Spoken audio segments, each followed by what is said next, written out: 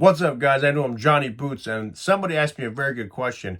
Why do you have a beard? We want you to play a little bit different today. We want you to be a little more violent, a little bit more aggressive. So I said, no problem. I'll grow the beard out.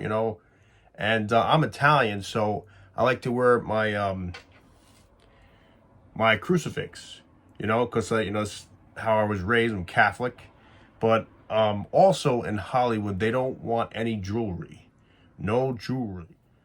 Bracelets of any kind, because that takes away from the audience's perception of the character.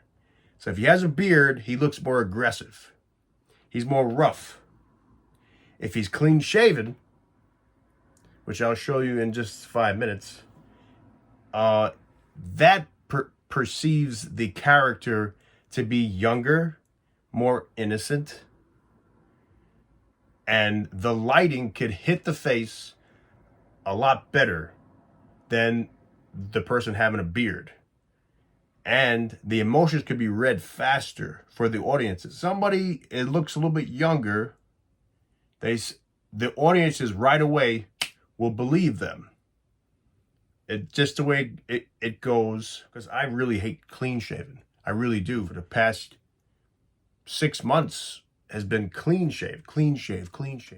Don't ever let them shave you on set, because that'll give you some messed up stuff. Like an electric shaver, which is not comfortable at all.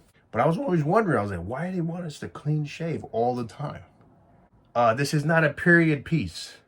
This particular year, like 2000 to 2005, if they do a movie or a television show, they only use beards for 2000, 2005.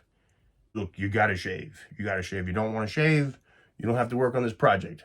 Some guys, they make money with having the beard. You could be a beard artist, and you gotta travel the country, and you make money doing that.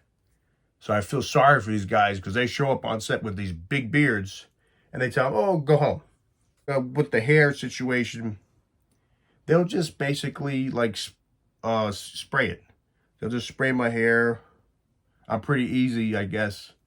I show up there, and they just spray it, and they just comb it and say, "You're good to go. Go." Spray you and give you a quick flick. I tend to forget that my cross is on. So they'll always remind me. They'll say, "Listen, you can't have that." Wardrobe with pockets, hopefully. You have it with pockets. If you don't have no pockets, you're going to hold it in your hand. And you got to walk around with it. And then, or somebody, a friend of yours, say, "Hey, can you hold this on?" If they got pockets. And hopefully they don't steal it, because actors like to steal shit too. That's another thing I've seen actors steal, go in people's wallets and steal their credit cards. Working on a Broadway show, and fucked up shit happens, when you're on set, or when you're working a production, because actors, they're really fucked up people. I caught the guy going in the guy's stuff. I said, "What the fuck you doing? You stealing from the guy?" And the guy said, "Oh, no, I'm not stealing. I'm just moving it. It fell off the table, and I was just moving it." I saw you going through his credit card. What the fuck you doing? So that was a funny thing. And we all had to approach him. We all had to talk amongst each other. How are we going to approach this situation? Because the director went to the director. Director didn't give a shit. So we went to we said we got to do it ourselves. So as the production left, the night, was it closing night? It could have been closing night, or a couple of nights before closing. We approached him as we were going into just to get drinks after the show. We stopped him. Like me, I stopped him. I said, "Listen, we gotta talk to you about something. Listen, if you need any money, we'll give you $20. And if you need $30, if that'll help you out. But don't steal. It's not cool. Just ask us. You're going through the lead actor's wallet." He, of course, denied it, and I didn't want it to happen to me. Another guy, he was like, he worked for Cadillac. He had employees, and he was carrying 10 grand with him, 5,000 in cash in each pocket.